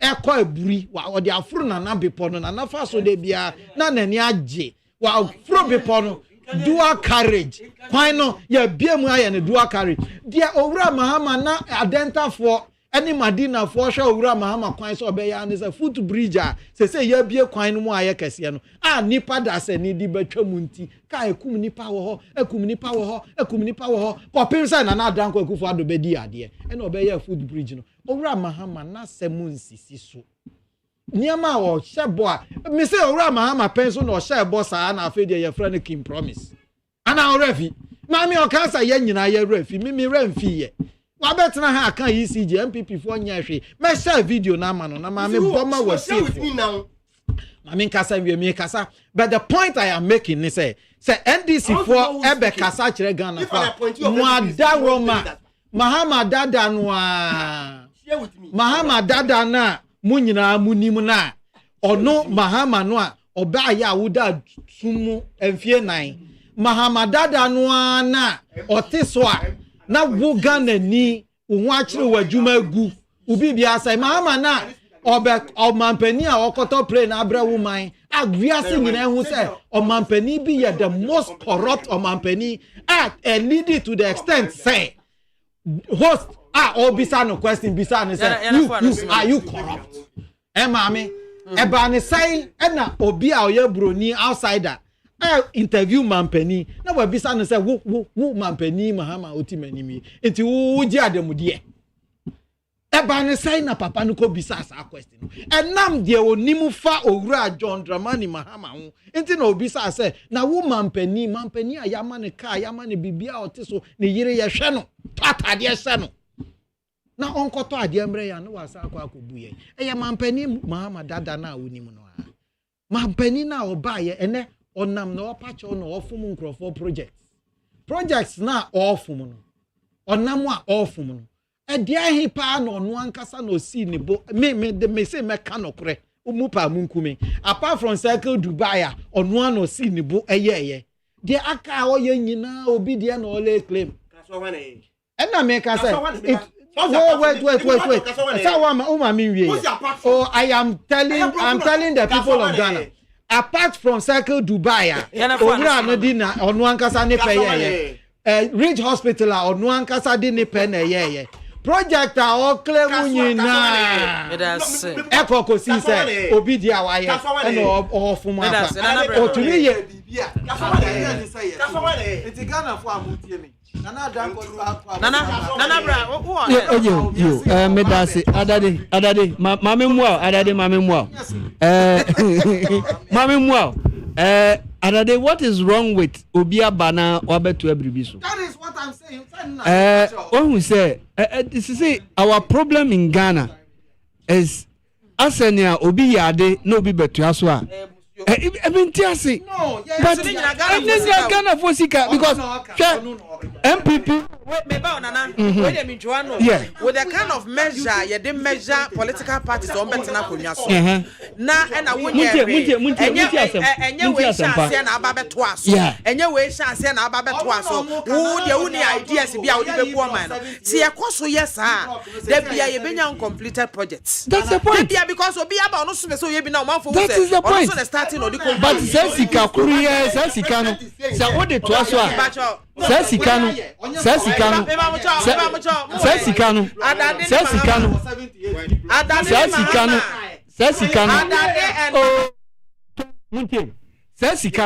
Sesikanu ye betumi dia atoaso ema ya nya foforo e dia yebribi but ye besa tamsika kese ni asan kwa kwhye bibi ase foforo emwayen but you see adeba kwa me ni say project bia aya wato project a ebia wonya ho biribi nia wo hu se o we di hwe emma hu no won fa won sanka because awo hwe housing project a akekekeka nwuramu a bisa hu se hefu na efa won ho housing project efa ordinary citizen hu railway line efa ordinary citizen hu even bus me no ka say adwumayefo min hu the company apart from private companies a bank institutions ben war bus oko ministries are bus bi ani ho so be adwuma ministry of tourism woni bus edi ko adwuma nti si wanko je car loan and talk car obeko adwuma je so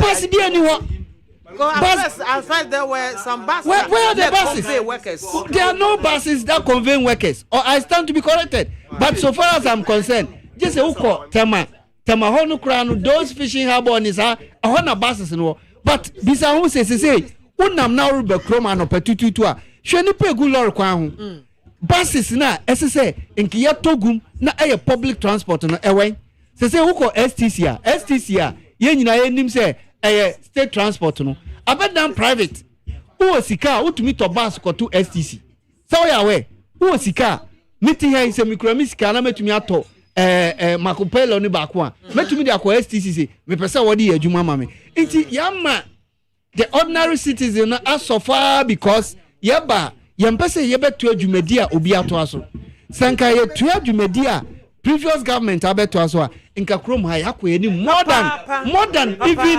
Malaysia dey bia make say Malaysia is a country Ghana yeje independence and sana woba even oil ingo wobefa fi Ghana ha ene kodua wo abe esu se won aye lorry car ingo no wodigu Ghana car be ni aye Ghana car be ni aye ya sori a yesi enya lithium wa ha lithium ya ye nyai dem pa na yetumi di aye ye wo krom ha to tema oil refinery ye hia just $4 million tiasa adade ye hia $4 million to be able to revamp to ye tema you have become my head. Next week you will not come here. Oil refinery tema oil refinery ye hia $4 million pay na nke tumi a serve the whole Ghana ye tumi a refining oil just $4 million but yamfa $4 million no yamfa $4 million no anko she to mu ya the $12 million equals ya the kwakofa ejapaba.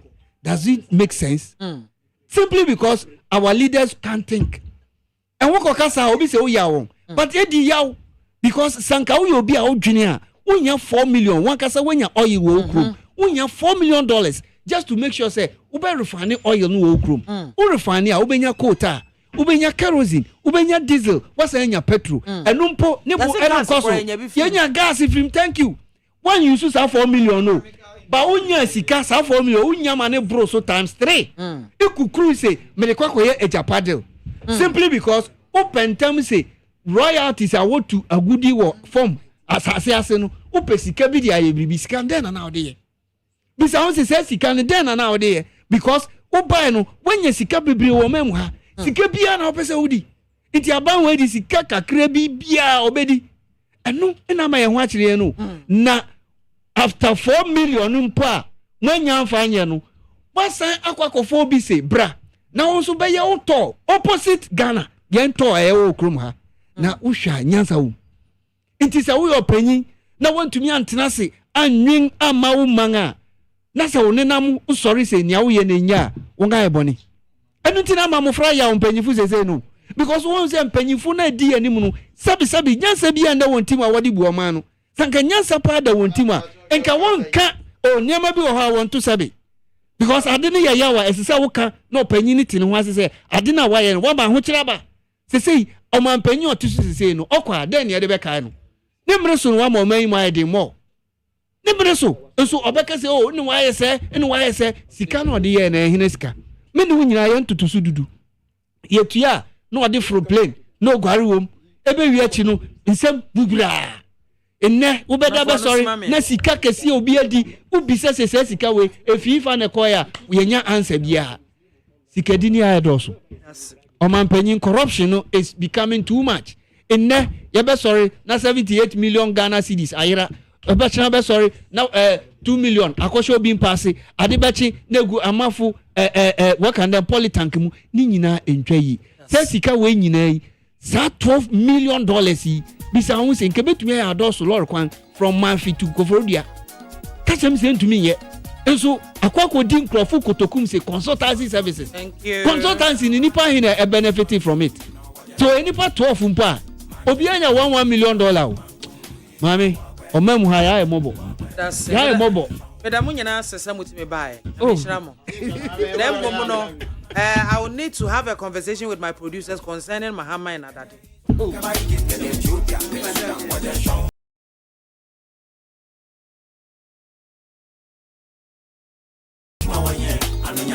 I will see how far you be telephone lines now to my 0302-243-540 0302-257-902. Fred, now so far I drink Ebra. Oh, Atia Chomo. Hello, good afternoon. Good afternoon. Hello. Yo, yes, yo. Mamemo nanado swabaso because nanado wakasa na NDC for ni bestremo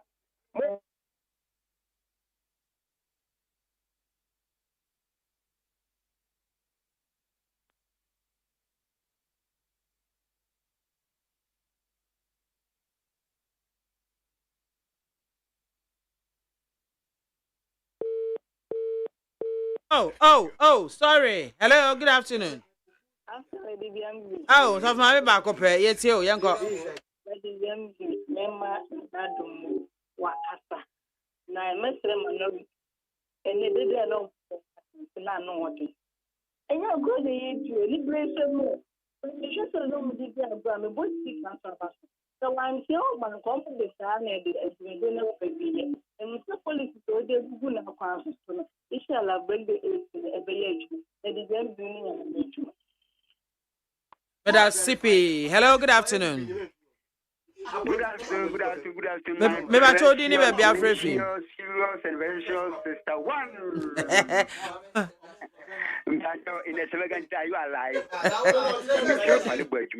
the courage to be encouraged. Your sister Navy, the indefatigable and what untouchable. Dr. Mahmoud Baumia, also Chiapa, or any mammy, how commission. Share, now you yank down.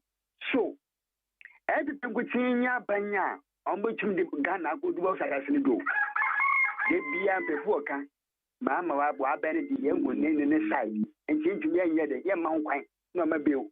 The more I find that we a 24 economy, Nina, no, yeah, that.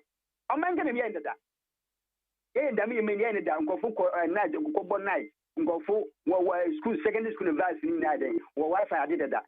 And yes, or being come with the end to the pay, between forever, backwards never. Stay back to continue, full stop. CP, hello, good afternoon. Oh, I'm here to mourn your opinion. I'm patch on sway. Amen. Niana Mokase, a bimbi bar on Triania or ye. On mine to say Ghana, Minia BIAMAH, ye were national police. I feel now what ye did na a manifesto. Manifesto no ba no one ya then I'll be private. Now me catch MPP in Penifo. Mona Mwama Kwame NBC for any no Kasa. In no BT or corruption. Mon Wabresun confirm with me to Kobokina. Person amudi sika kotre nipa bicycle kan wo eseri matina boko matina boga matina tamale sabi srem ni wo kire no bicycle kan mo abreso mo se mo be ye hope village sika mo tugu ina de agro vice president ni fia na ote mo se mo si foforo mo waste be $13 million na me da bia me ka kire MPP mpanifo mo na mo aye adade mi wura adade ukwa ka kire won se wo fu bia no wona wotena asipia won no what worth? It is a woman saying here, break the 8, you know. A day at the amount, dear. Many about BIAMAH when you do. That's CP. Hello, good afternoon. Yeah, many about it. Yamia Drum, but you didn't be afraid. Many about Pacha Flame Alex. Because I feel my past boy town. You, Alex, it's you. You, many are very ready and my money at my family. Now, NDC for the WB and no one for the Papa Mancana. Many about we share semi NDC New York at a chart to and then Sema no can. The rough will be hey, now yet your name a yet tall. You say Yembra Mahama and a tall Uguno and a or day a Jumanama oil marketing company say, well, I won't clap oil name. A yes, I wear Japadilia, okay, Yembra Mahama on the double side in India. As an abang way by ya one machine, my woman both sides, the wagon or the good book. Engineer walk at 12 million, yen to be a bump for yet told. Never me have understand the man around the organization. Tell the MPP one at all will be good. Eh? Next one may be a service of man walking once a man cancer in same year young of play. None a young of woman in a young canoe man empty bottle. We share a benny by it, and she said, Panning my poor dear baby, give me such a young Mahama, said the best now, so in fear 9 for $25 billion loan. I said the Penoya, your plan, Linear, and one a money on also buy for 7 years, I want you 12 billion loan. All the year you must a big fleet in the eye, and no police our fund for affordable, Okwami our fund for affordable, Okwam Pata with our fund for affordable. Would the fair mind way, any mamma mind the compare by with. Yes, I want to be a gun and a see a coin. Now, I'm going to make me a more mind way. I can't any my MPP of mine. And the other says about you. That's CP. Hello, good afternoon. Hello. Good afternoon. What is it? Nyamia Drumba Chawana Messiani. Yo, I just yanko. Nida na nakasa. Abugo Katiza no. Thinking of it. The bank was going to book a 60 billion or can bank be your friend, a capital bank. Sika do sana abandon na woko do any guy. Na 60 billion. Na MPP who any you say what boy and cat 60 billion. What idea what come out ya one top waboka. Yes, Ghana was a 60 billion assisa. I have a question say. We are not defending. Papa, na a mistake because woman would mistake in our quality. And you didn't hear defending. Ghana gas. You can read upon boss or that's me. Man, I mean, Rabuko for my costume, maybe I know you do so. A tick of us is the free you can leave your answer. What costume you are ever. Obia, they are fine. If you don't want to now, can you weakness? Let us kill around the as excuse me to say. Opening because I am a teacher, you show the woman because you show the woman could be with you. But here is your taxi. The American will get that. Obika wire power. First, I look at them and say, you live better than 1,000 interchange. Look at this. Can you with the toilet? Last time, the toilet. So, until my body, yes, I remember Miss Rowan. Second lady, you come by name accident. You need to go to accident. You have police report. Well, also, you really have to do a report because a convoy, the other than any trouble, quite being in Kaba for the accident. And now, one way accident, you come back to you. Who tell me away, but to move this up. That's CP. Hello, good afternoon. Pepa Chodi ni baby Afrifi. BIAMAH, we Dr. Niman is a computer. Thank you. There was in French chamber, the Noma, Nana, if I'm supposed to have watched the Maoist community. Namami become low from so. When I was appear to you. In Aba, the men for in who's a woman for Amino, no more school, that's a major one. Samaya, you, a cost school. That's a Karawisha Bakunuma is car, that's a man and a candia, that's a Bakunama and a cadia. A Farabakana, Remapa, the baby Hoyao. As I'm saying, a baby and a boom and go for. I mean, wouldn't be anything for your Maimu and I can be alone with the budget and I told that, so that's not no movie, no Mushia. As the young movie budget, I don't show top it. Happy to buy the best chance at Toro, that's their ornament. A man might talk, it to be a yes or more funny, Kakana, I feel now what them say for Fongaka. No more anything for no buy or be good total. Yes, can only find him. Then changing government, somebody, who come out, so may come and come out for us, so coming for a job, I do it in no more than about 20 years. But the Massia, dialogue woman about a toy, paper, or copy on the Guno, about fishing companies, I want more than good now to 20 years. If you don't come to against no giant, I do be almost full Lana. One way, what to them come on about a saddle, that's a baby. You may really send a Bible kind of some of the other say, almost for the public Magana. Almost to be on the baby, a tempted to go to an over, almost be a barrack or a man who gets here. That's why I think the BA, can be here or two bar. You shall be a bro, be a benefit to be a education, benefit to be a. Obi abon pa o say ebi am be de fi o fi bi no me ka cha me fi ba ko pe just when you education we no what I say that kind of ba peli da ta me no o the kind of fa o fa mi e dey ta ban ko no ta maybe because what I say economy na say that Me that say hello, good afternoon. Good afternoon, Mama. Yami adromo now so when we say MPP no to me so me papa si in the business magina. Yanko. Mama, oh MPP no to no. Na you visa ni say electricity to buy no I know the count went to me no. Oba ba boda kufa do no the buy. Bishop Pacific says, I'm married. Let's tap power. Let's know what the bad woman is going to do. Oh, what is it? So, what you say, let's listen to the way you say, I won't share.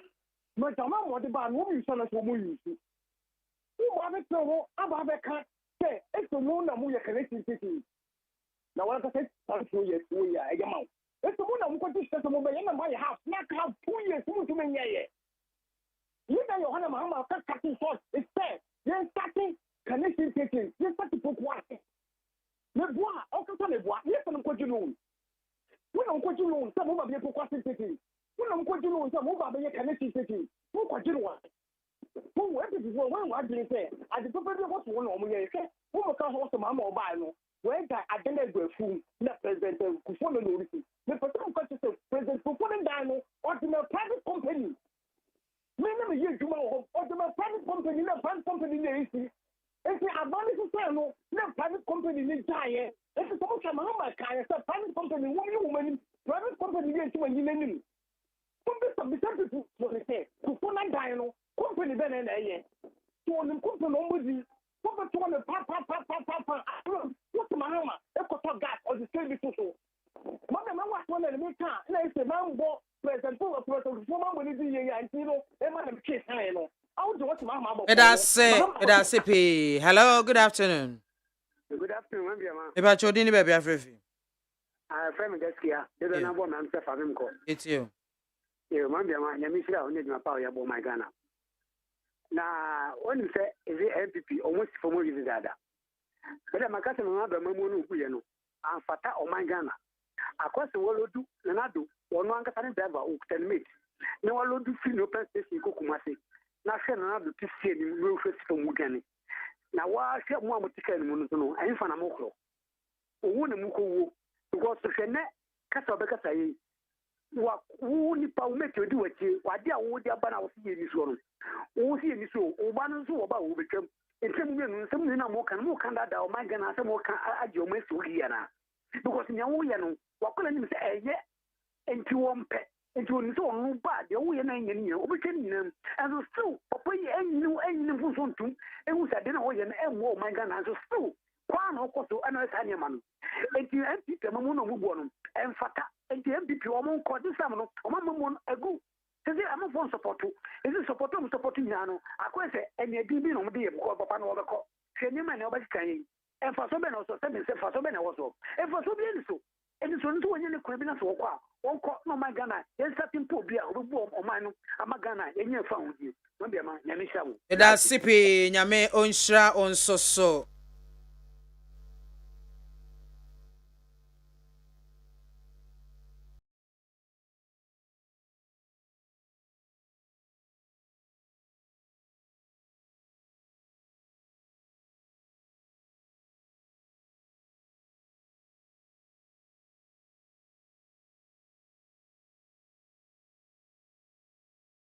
Kwani adi jumade nyina esi asira kase nkoma production crew Jordan me adoma Jeros Ajima Freeman na ya Osafo Wadaroma no bomi chidom medin edi MAAME BIAMAH AKWAFO with my friend BMZ 1 Mediyako Emma Honorable Boache Ejiako former energy minister Inu ya penyi yera ya ochirematin Ejiako ato na nanom wonse do Honorable baby awo bia Sarah, this on your show, when you busy. Sorry, la Michael na pound for more babbage, and no jet at Tadia Coffee. Because no Siamba, no Siamba, it no Siaka 1 free piece 104.3, it be Baba Sum. Adamunia say, I'm more and it's Akram. So, Timbuktu, Nana Mali.